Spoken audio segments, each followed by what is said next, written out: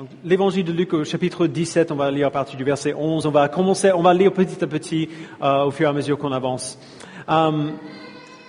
Ce texte est un peu particulier parce qu'il n'est pas du tout compliqué.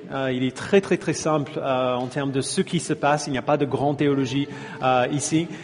Mais il met en lumière un problème que nous avons souvent dans le ministère en Occident au XXIe siècle.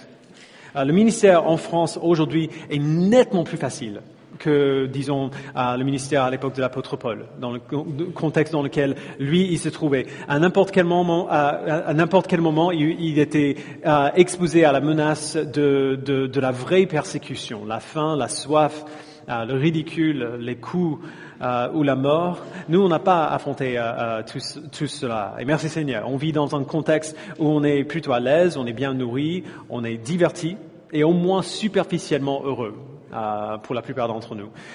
Mais notre contexte aisé apporte d'autres problèmes, d'autres difficultés avec. Et je ne parle pas simplement de la difficulté de vivre dans une société très très laïque qui s'oppose souvent à l'Évangile. Je parle plus de comment est-ce qu'on peut convaincre les gens qui semblent avoir tout, qu'il leur manque la chose unique dont ils ont vraiment besoin. Alors, la seule chose qu'il leur faut absolument, dans quel que soit leur contexte. Comment est-ce qu'on peut rappeler aux gens qui ont tout combien ils sont bénis d'avoir ce qu'ils ont? Comment est-ce qu'on peut enseigner à nos enfants à être reconnaissants alors qu'ils grandissent en ayant tous leurs besoins immédiats et la plupart de leurs besoins imaginés aussi satisfaits? Comment est-ce qu'on peut produire une vraie conscience de ce que nous avons? À part un miracle, il y a deux moyens principaux par lesquels nous pouvons comprendre ces choses, à quel point nous sommes vraiment bénis dans nos vies. La première manière, c'est la souffrance. Nous perdons certaines de ces choses que nous prenons comme acquises et nous souffrons un peu ou parfois même beaucoup. Et lorsqu'on récupère ce qu'on a perdu, où on est béni d'une autre manière, on ressent le poids de la bonté de Dieu d'une autre manière, d'une manière un peu différente et plus profonde. La deuxième manière, c'est à travers les histoires, que ce soit des histoires vraies ou fictives. Heureusement, Dieu ne nous enseigne pas seulement à travers la souffrance. Merci Seigneur qu'il y a d'autres manières de le faire. Il nous donne aussi des histoires avec lesquelles on peut s'identifier, dans lesquelles on peut se voir et qui nous aident à voir à quoi cela ressemble de bénéficier de sa grâce. Et on voit une de ces histoires vraies en l'occurrence dans le texte d'aujourd'hui. Donc je vous invite à aller dans Luc 17 et on va lire à partir du verset 11 dans un instant. Je vais juste donner un peu de contexte. Dans notre passage, Jésus est encore en route vers Jérusalem. Il marche, Luc nous dit, entre la Samarie et la Galilée. C'est une sorte de zone grise entre deux territoires hostiles, entre les Samaritains en Samarie d'un côté et les Juifs de la Galilée de l'autre côté. Et les deux groupes se détestaient mutuellement. Les Samaritains étaient descendants de ces Hébreux qui s'étaient mariés avec des étrangers amenés par le roi d'Assyrie en 722 avant Jésus-Christ. Et le résultat, se faisait un peuple mixte qui était détestés par les Juifs qui les voyaient comme des peuples infidèles ou des personnes infidèles.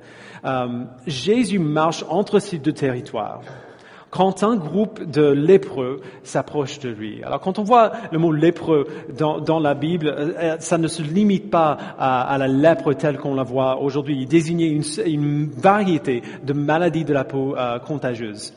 Et c'était grave à l'époque parce que, selon la loi de Moïse, cela rendait le lépreux rituellement impur. En plus, en fait, la loi contenait des règles très spécifiques concernant comment gérer les lépreux ou quelque chose que cette personne aurait touché. En résultat, les lépreux étaient presque toujours jetés dehors de leur maison, de leur ville, de leur famille. Être lépreux voulait presque toujours dire perdre absolument tout ce qu'on avait.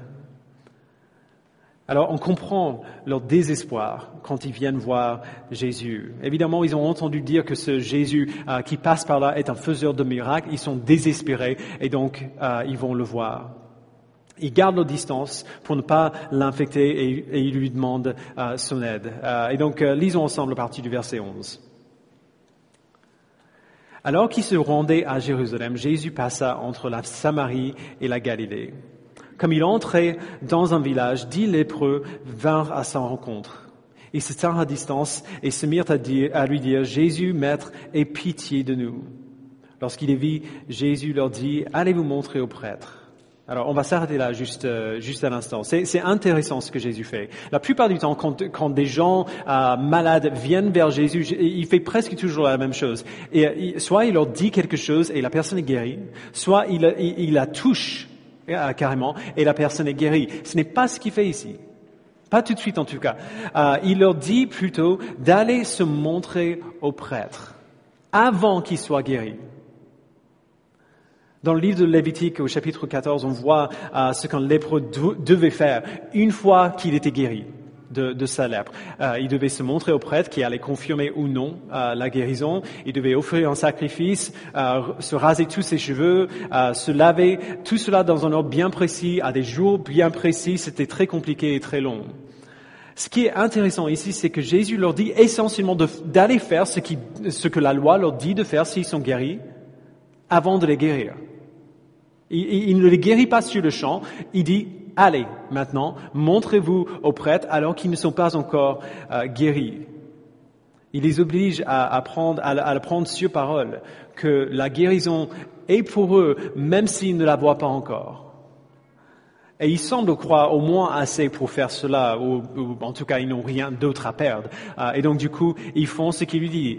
Ils partent pour se montrer au prêtre à Jérusalem. Et là, Luc nous dit au verset 14, à la deuxième moitié du verset 14, pendant qu'ils y allaient, ils furent guéris.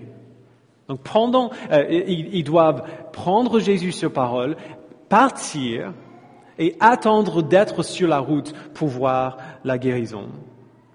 On peut imaginer la scène. Ils n'avaient pas de miroir, évidemment, et donc ils ne se seraient pas vus eux-mêmes dans le miroir, mais ils pouvaient se voir les uns les autres. Donc vous imaginez un petit peu un groupe de 10 personnes qui marchent et qui se regardent mutuellement et qui voient sur le visage de leurs camarades, de leurs copains, des plaies qui commencent à se fermer. Les doigts, les nez, les oreilles qui sont tombées, qui commencent à repousser devant leurs yeux, les écailles qui commencent à tomber. Ils se regardent mutuellement et ils sont émerveillés, sachant qu'ils sont guéris, tous. Et une fois qu'ils seront rituellement purifiés, en allant au prêtre et en faisant tout ce qu'ils doivent faire, ils pourront regagner leur vie d'avant. C'est pas juste une question de ne plus avoir mal, de ne plus être malade. Une fois qu'ils ont passé par le processus que la loi leur dit de faire, ils pourront rentrer chez eux, revoir leur famille. Ils ne seront plus rejetés par ceux qui l'aiment. Et donc, évidemment, si vous étiez à leur place, qu'est-ce que vous feriez? Ils se dépêchent à fond pour aller au temple, tout de suite. En tout cas, tous sauf un. On va au verset 15. L'un d'eux, se voyant guéri, revint sur ses pas. En rendant gloire à Dieu à haute voix, il tomba le visage contre terre aux pieds de Jésus et le remercia.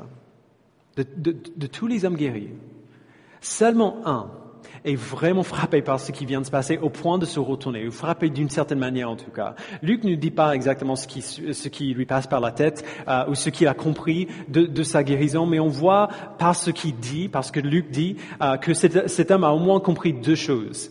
D'abord, il comprend que sa guérison vient de Dieu. Verset 15 encore, l'un d'eux se voyant guéri revint sur ses pas en rendant gloire à Dieu à haute voix. Et quand nos traductions disent à haute voix, c'est un peu léger. Il faut savoir. En grec, le terme ici, c'est phones mégales. Est-ce que ça vous dit quelque chose? C'est de là que vient notre mot mégaphone. Okay? C'est parler très, très fort. C'est pas juste dire, oh, merci Seigneur pour ce que tu as fait dans ma vie. Genre, c'est crier à plein poumon. Cet homme est tellement reconnaissant de sa guérison qu'il hurle presque. Et il hurle les louanges de Dieu. Il sait apparemment que ce n'est pas de la magie que c'est passé, ce n'est pas de la sorcellerie, c'est un acte du seul vrai Dieu et cet homme le proclame de toute la force de ses poumons. Deuxièmement, il comprend que même si sa guérison vient de Dieu, elle est venue à travers Jésus. Verset 16, il tomba le visage contre terre aux pieds de Jésus et le remercia. Vous voyez, il loue Dieu et il remercie Jésus. Il ne sait peut-être pas précisément qui est cet homme, mais il a fait le lien, au moins dans son esprit, entre Jésus et Dieu lui-même. Entre le fait que cette guérison qui vient de Dieu est passée à travers cet homme-là, et c'est par lui que ça s'est passé.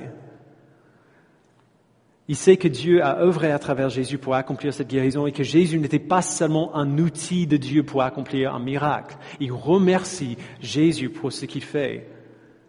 Jésus n'était pas seulement un instrument ou un outil d'entre les mains de Dieu pour accomplir ça. Normalement, il n'y a que Marie Kondo qui remercie ses outils après les avoir utilisés. Jésus était l'acteur de cette guérison. Et cet homme est tellement rempli de joie qu'il tombe littéralement face contre terre devant lui. Et c'est là où Luc nous donne la révélation surprise à la fin du verset 16. Il dit, c'était un Samaritain. Qu'est-ce qu'un Samaritain faisait avec ces autres hommes? Les Samaritains et les Juifs, comme on l'a déjà vu, ils se détestaient. Ils n'étaient pas en bon terme. Et quand on souffre comme ces hommes l'ont fait, quand on perd tout ce qu'ils ont perdu, des distinctions comme ça perdent leur importance. Ils étaient unis par leur souffrance commune. Ce qui est surprenant ici n'est pas qu'un Samaritain fasse partie de ce groupe. Ce qui est surprenant, c'est que de tous ces hommes, le seul à retourner sur ses pas pour remercier ce guérisseur juif était l'étranger. L'étranger détestait les Juifs. C'était tellement surprenant en fait que même Jésus exprime sa surprise. C'est génial. Verset 17, il dit, Jésus prit la parole et dit, les 10 n'ont-ils pas été guéris? Et les 9 autres, où sont-ils? Ne s'est-il trouvé que cet étranger pour revenir et rendre gloire à Dieu? Alors, souvent on se pose des questions de pourquoi Jésus dit des choses comme cela. Jésus était Dieu incarné absolument, mais pendant ce temps sur la terre, il y avait des attributs de Dieu qu'il a apparemment intentionnellement laissés derrière lui pendant un temps. Par exemple, Jésus n'était pas omniprésent quand il était sur la terre. Il avait un corps, il pouvait pas être partout en même temps. Il était là où il était à ce moment-là. De même, on voit dans les évangiles qu'apparemment Jésus a laissé au moins une partie de son omniscience de manière intentionnelle. On voit souvent Jésus dire qu'il y a des choses qu'il ignore, au moins dans son état actuel. Tout cela pour dire que de temps en temps, même le Fils de Dieu pouvait être surpris. Même le Fils de Dieu pourrait être étonné. Et ce qui l'a surpris à ce moment, c'était le manque de reconnaissance et de gratitude pour la guérison. Ce n'était pas la reconnaissance de cet homme. Ça, c'est normal. C'était le fait que 10 hommes ont été guéris et ils en étaient sûrement heureux, mais seulement l'un d'entre eux, et un étranger en plus, était assez reconnaissant pour attendre de rentrer dans la société, de reprendre sa vie, de revoir sa famille, afin de revenir et de remercier l'homme qu'il a reconnu comme le guérisseur. Cela a dû être la réaction de tout le monde qui a été guéri. Ça aurait dû être instinctif de leur part.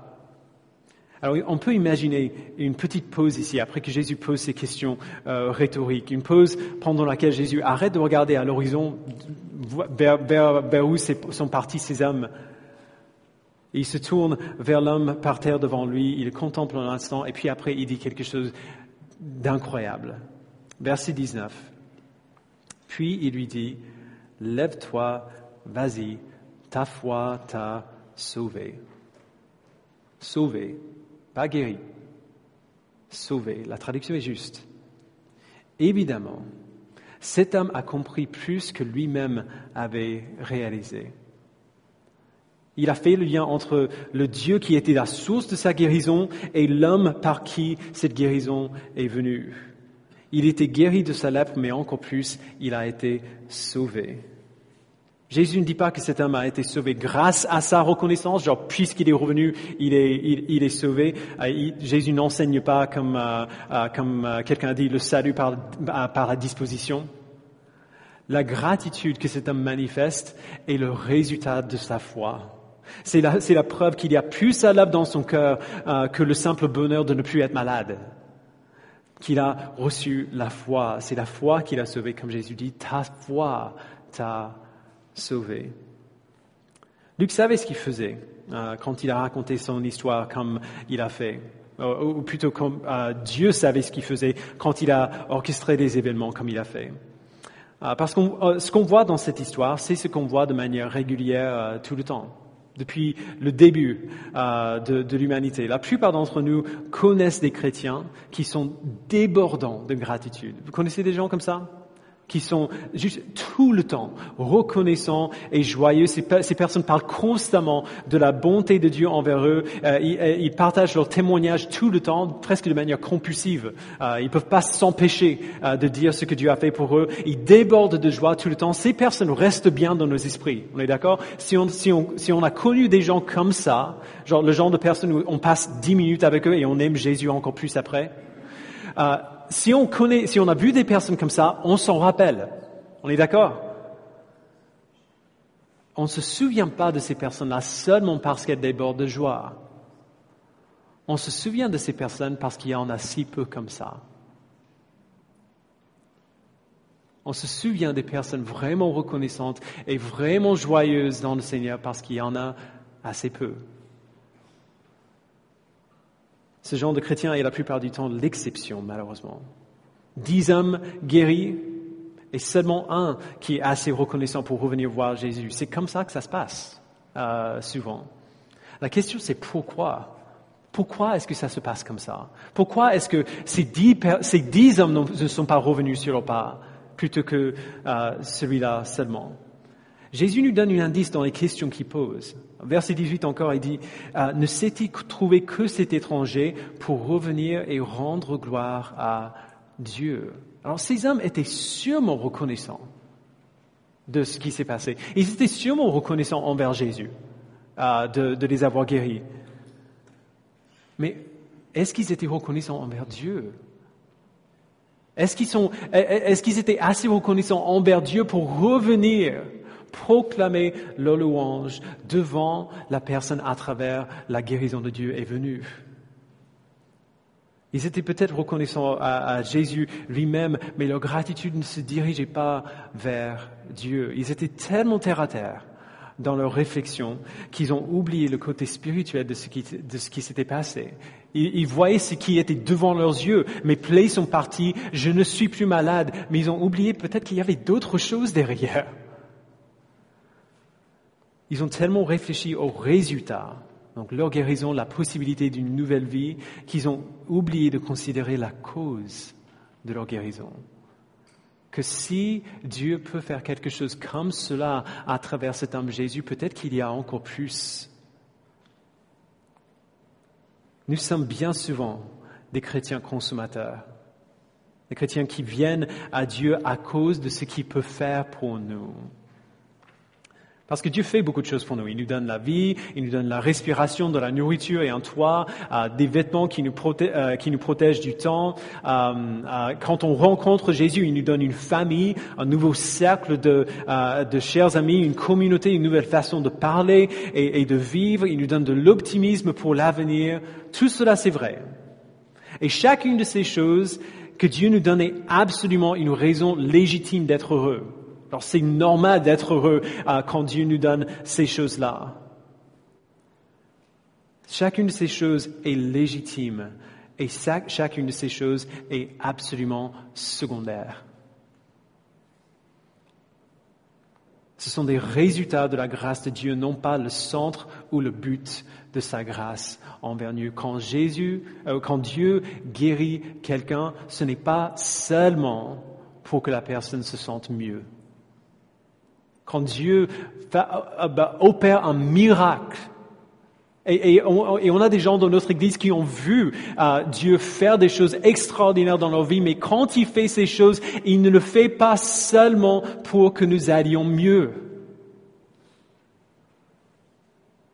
Ces choses deviennent pour nous les raisons pour lesquelles nous venons à Dieu, les raisons principales pour notre bonheur. Et on sait que c'est comme cela. Parce que comment est-ce qu'on réagit quand il nous enlève une de ces choses pour lesquelles nous sommes reconnaissants? Comment est-ce que je réagis quand je tombe malade?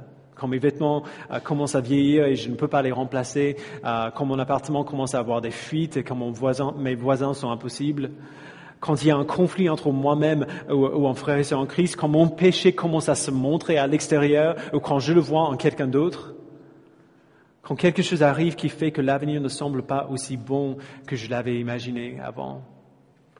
Dit comme ça, ces choses ne semblent pas si importantes que ça quand même. On peut vivre avec des filles dans son appartement, c'est pas très grave. Mais en réalité, perdre ces choses, surtout si on perd plusieurs en même temps, peut nous faire tomber dans un tel cycle de désespoir que venir à l'église et chanter notre joie et notre vie en Christ semble plus comme un fardeau qu'une source de réconfort. Ça nous épuise juste de sortir du lit le matin. On commence à perdre ces choses que nous prenons comme acquises et on se sent comme on imagine que ce lépreux se serait senti avant d'être guéri. J'ai tout perdu. Ces choses secondaires ont le pouvoir de nous briser parce qu'on les a fait devenir ultimes pour nous. Nous sommes devenus à bien des égards des chrétiens consommateurs, heureux en Dieu tant qu'il nous donne ce qu'il nous faut et misérables quand il nous enlève ce qu'il nous faut. Pourquoi? Parce que nous, comme les 9 lépreux, on est tellement focalisés sur les résultats de nos nouvelles vies en Christ qu'on en oublie la racine. D'où vient cette vie? Ce qui s'est vraiment passé quand Jésus nous a sauvés, qu'aucune souffrance, aucune perte, aucune maladie ne peut changer.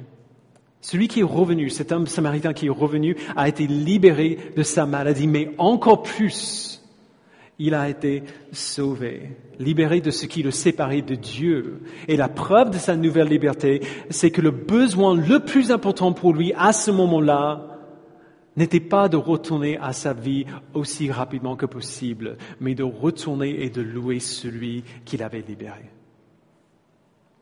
Il était libre de la source de sa misère, de sa maladie, oui, mais encore plus de la source de sa vraie misère, et il le savait, et rien d'autre n'était important à ce moment-là. Alors Dieu ne nous raconte pas ces histoires dans la Bible sans raison. Il sait que les histoires nous travaillent comme peu de choses ont le pouvoir de faire. Et on le sait, on connaît les histoires. Par exemple, les histoires des esclaves qui labouraient sous le soleil brutal, qui ont souffert des années de torture et de travail à briser le dos, des hommes, des femmes, des enfants traités comme des animaux plutôt que des êtres humains, jusqu'à ce que l'idée même d'espoir semble comme une autre forme de torture. Des gens qui avaient vu la fin de leur volonté écrasée par la cruauté, jusqu'à ce que la seule chose qui pouvait les motiver, c'était une pulsion mécanique de faire un pas de plus. Imaginez ce que ça aurait dû être du coup, pour ces personnes, pour ces hommes et ces femmes, d'apprendre un jour qu'ils étaient libres. Que leur maître cruel était parti, que plus rien ne les empêchait de quitter les champs, qu'ils pouvaient maintenant fonder des familles, bâtir des maisons, prendre une tasse de café à la fin de la journée sans crainte. On a entendu les histoires de la guerre, des Juifs enlevés vers les camps de la mort face à la faim la plus cruelle, émaciés, et affamés, exposés aux éléments, sous la menace constante d'une mort sous balle d'un côté ou alors d'une mort encore plus lente et plus douloureuse par le gaz ou par la maladie. Imaginez donc ce que ça a dû être pour ces hommes, ces femmes et ces enfants, en tout cas ceux qui ont survécu assez longtemps, d'apprendre un jour que la guerre était finie. C'était la fin, que leurs capteurs étaient maintenant pourchassés, qu'ils pouvaient quitter les camps et rentrer chez eux, qu'ils pouvaient, comme ces lépreux, reprendre leur vie. Est-ce qu'on peut imaginer un soulagement comme ça? Si on n'a pas vécu, je ne pense pas qu'on est capable de vraiment ressentir ce qu'ils ont pu ressentir. Le soulagement d'apprendre que tout ce qui nous tourmentait, tout ce qui nous écrasait et menaçait n'est plus. Toute la menace est partie. D'apprendre que chaque cruauté contre nous est partie, que chaque menace est vaincue.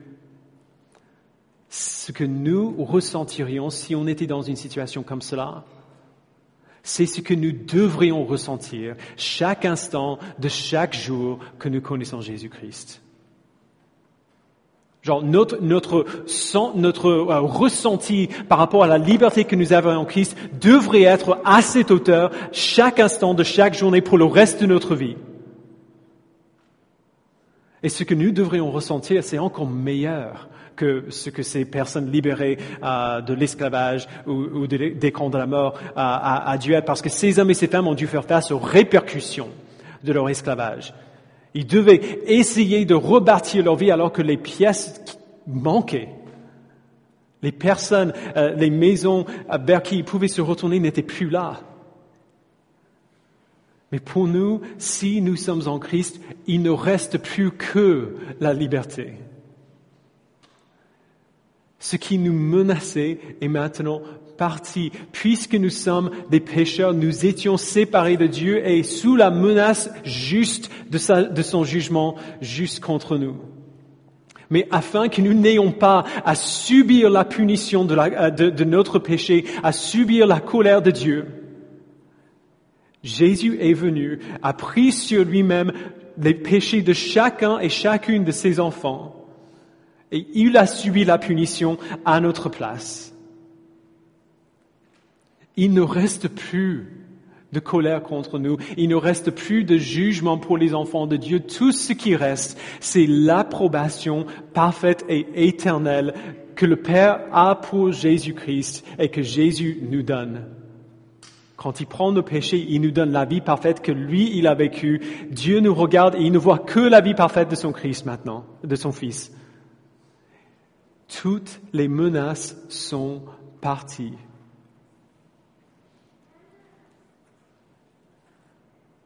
Tout ce qui reste pour nous, c'est la liberté complète et éternelle jusqu'à la fin. Nous sommes absolument, entièrement et éternellement libres. Nous sommes libres du besoin de gagner notre salut. Galates 2,16, nous savons que ce n'est pas sur la base des œuvres de la loi que l'homme est déclaré juste, mais au moyen de la foi en Jésus-Christ. Nous sommes libres du péché et de la mort. Romains 8, 1 et 2. Il n'y a donc maintenant aucune condamnation pour ceux qui sont en Jésus-Christ. En effet, la loi de l'Esprit qui donne la vie en Jésus-Christ m'a libéré de la loi du péché et de la mort. Nous sommes libres de la honte de nos vies passées. Genre les choses qui nous guettaient vraiment, pour lesquelles nous étions sous la condamnation avant, nous sommes libres de cette honte. 2 Corinthiens 5, 17, si quelqu'un est en Christ, il est une nouvelle créature. Les choses anciennes sont passées. Toutes choses sont devenues nouvelles. Nous sommes libres de la crainte. Romains 8, 15. Vous n'avez pas reçu un esprit d'esclavage pour être encore dans la crainte, mais vous avez reçu un esprit d'adoption, par lequel nous crions « Abba, Père ». Ce n'est pas normal qu'on puisse appeler Dieu notre Père. Nous sommes libres des effets négatifs de notre faiblesse. Genre, nous sommes encore libres, mais nous sommes encore faibles, mais nous sommes libres de toutes les répercussions négatives de cette faiblesse. 2 Corinthiens 12, 9 et 10, Jésus m'a dit, ma grâce te suffit, car ma puissance s'accomplit dans la faiblesse. Aussi, je me montrerai bien plus volontiers fier de mes faiblesses afin que la puissance de Christ repose sur moi. C'est pourquoi je me plais dans mes faiblesses, dans les insultes, dans les détresses, dans les persécutions, dans les angoisses pour Christ, car quand je suis faible, c'est alors que je suis fort. Nous sommes libres de la division avec d'autres êtres humains. 2 Corinthiens 5, 18, Dieu nous a réconciliés avec lui par Jésus-Christ et nous a donné le ministère de la réconciliation. Nous sommes donc des ambassadeurs pour Christ, comme si Dieu adressait par nous son appel. Nous supplions au nom de Christ, soyez réconciliés avec Dieu. En effet, celui qui n'a pas connu le péché, Dieu l'a fait devenir péché pour nous, afin qu'en lui nous devenions justice de Dieu. Il est simplement hallucinant. étant donné tout ce que nous avons en lui. Tout ce que nous avons reçu en lui dans le passé et tout ce que nous recevons jour après jour, il est hallucinant qu'il puisse y avoir même un seul instant de notre vie où nous ne sommes pas absolument, pleinement, infiniment reconnaissants et heureux et réjouis. Il n'y a aucun équilibre entre ce que nous avons reçu et notre réaction à ce que nous avons reçu. Il n'y a aucune commune mesure entre ce que nous avons reçu et la petite joie minuscule que nous ressentons la plupart du temps. Nous pensons à ces gens qui sont marqués par la gratitude et nous nous souvenons d'eux. Ils restent dans nos esprits. Étant donné tout ce qu'on a reçu en Christ, il est incroyable que chaque chrétien du monde ne soit pas comme ça. Je sais que pour certains d'entre nous, quand on lit l'histoire de ce lépreux, nos esprits disent immédiatement « mais lui, il a été guéri ». Clairement, visiblement, il était malade avant, il n'est plus malade maintenant. Comment est-ce qu'on peut s'attendre à être joyeux et reconnaissant comme cela si on attend encore, si on souffre encore aujourd'hui? C'est une question légitime et elle va droit au cœur de la manière dont ce texte nous appelle à répondre. La souffrance souvent a un effet d'aveuglement sur nous. Quand on souffre, il est très difficile de croire ces manières diverses dont Christ nous a libérés et guéris. Il est vraiment difficile de croire que tout ce qu'on dit qu'il a fait pour nous est vrai. Et c'est pour cela que des textes comme celui-ci sont là. Si ce texte nous appelle à faire quoi que ce soit, c'est de nous souvenir, de nous identifier avec ce lépreux. J'ai peut-être pas la lèpre, merci Seigneur, mais il a fait des choses pour moi nettement plus incroyables et merveilleuses.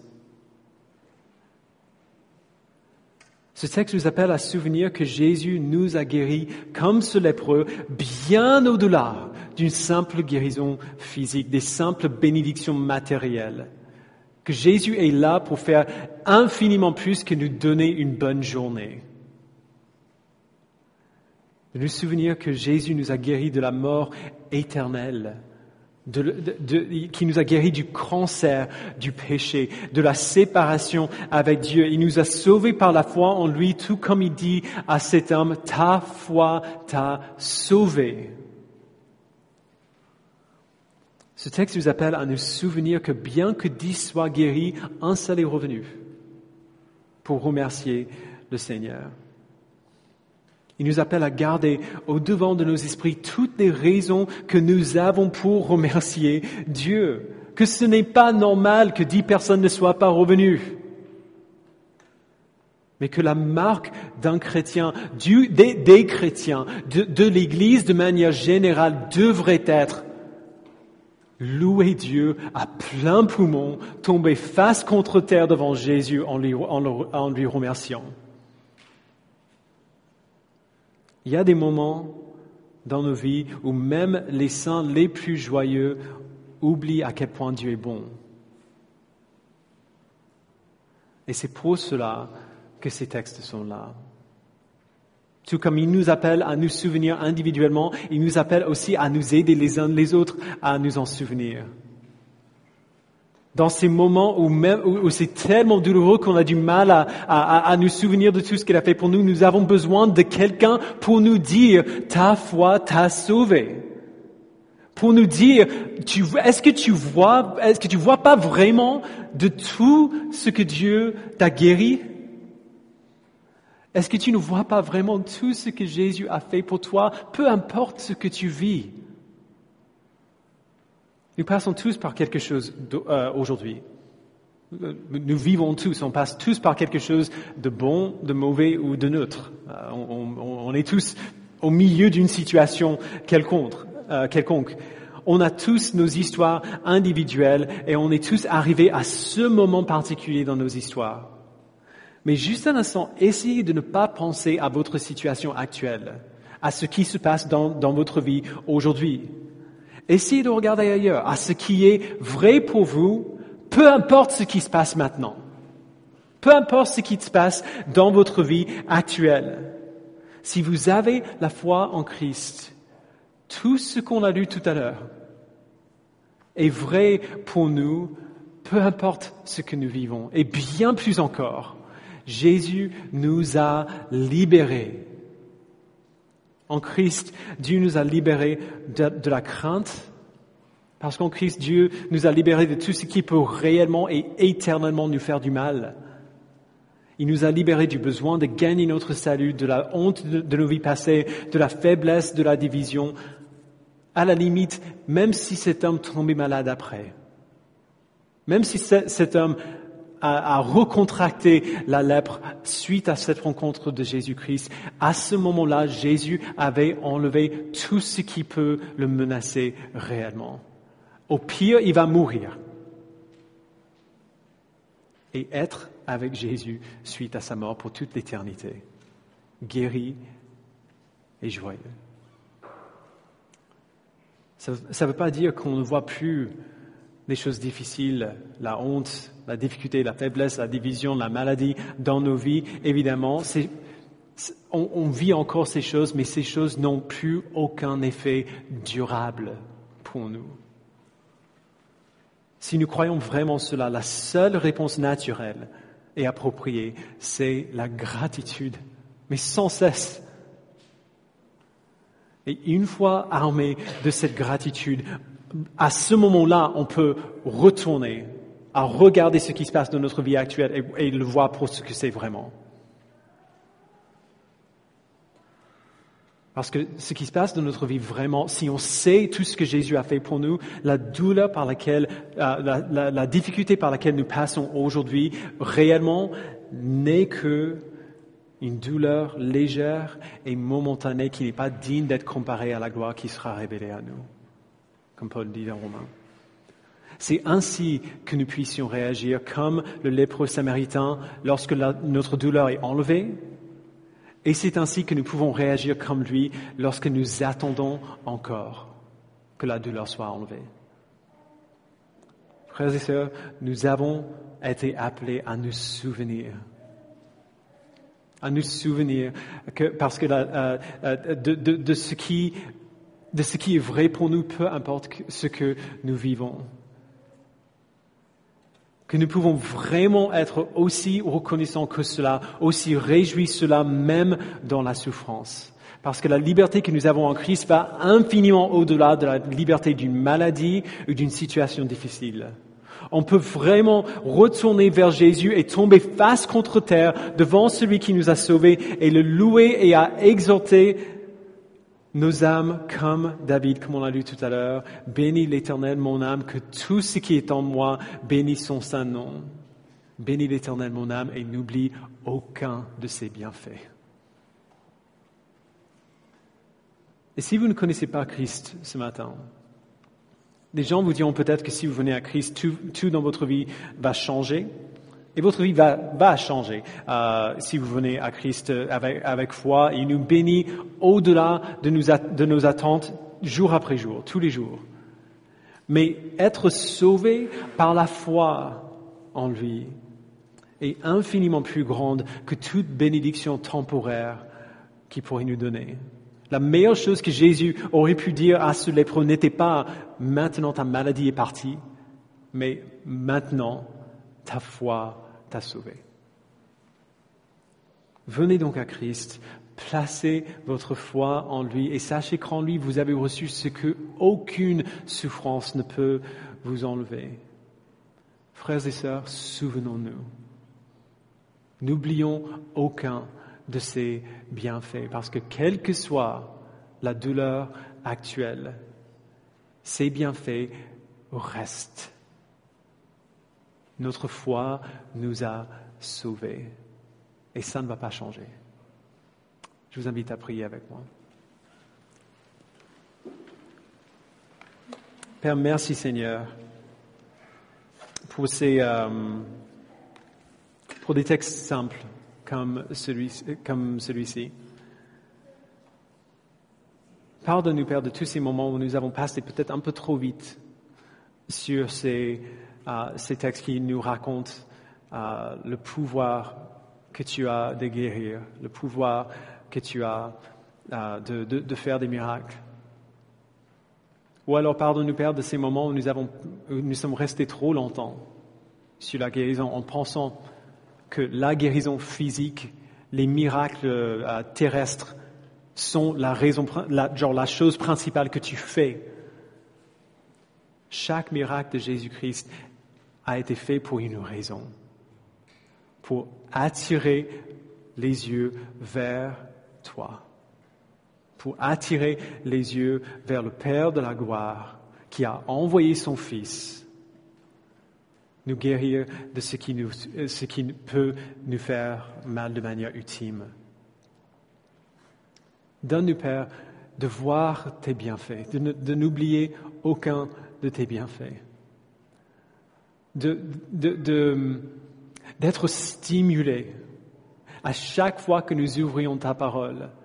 Parce qu'à chaque fois que nous ouvrons ta parole, nous pouvons voir une autre manière encore dont tu nous as bénis, dont tu nous bénis aujourd'hui.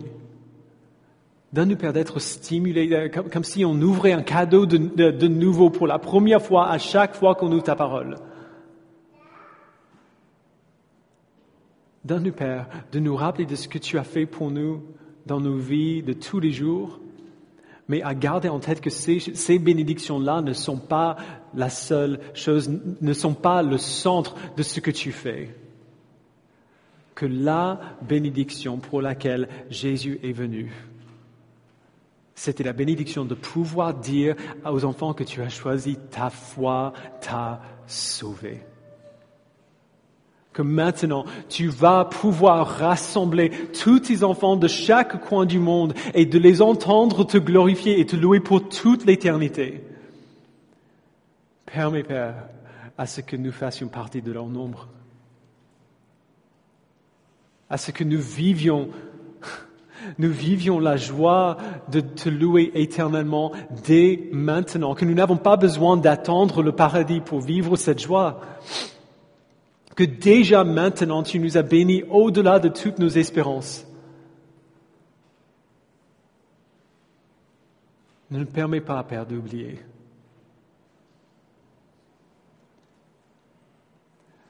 Ne nous permets pas d'oublier tout ce que tu as fait pour nous, quel que soit le sujet de prière que nous attendons encore. Donne-nous, Père, de lever les yeux à chaque instant vers ce qui est vrai pour nous à chaque instant.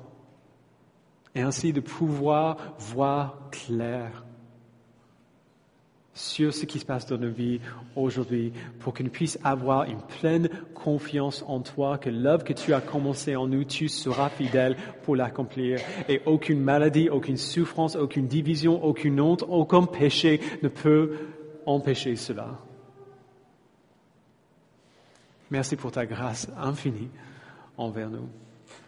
Au nom de Jésus, nous le prions. Amen.